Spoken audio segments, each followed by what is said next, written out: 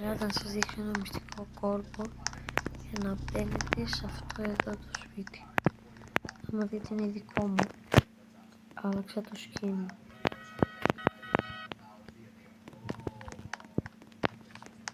Το πρώτο βήμα είναι προσπαθείτε με κάποιο τρόπο να ανέβετε στον πάνω όροφο. Μπορείτε να βάλετε και τη σκάλα.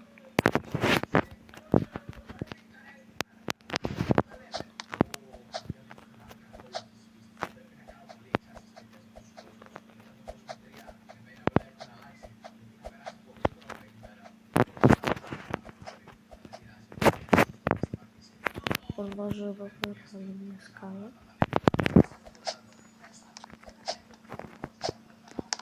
Ωραία, τι δείτε. Έρχεστε σε αυτή τη γωνία. Παίρνετε έτσι. Θέλετε να λεπτό σκηνό μας.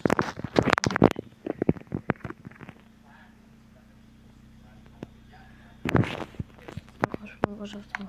Δείτε. Μπορώ να μπω και να βγω. Δεν σταματάει το βίντεο, δείτε. Μπαίνω. Κάτσε. Μπήκα. Βγήκα.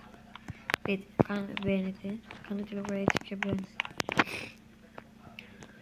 Αυτό ήταν.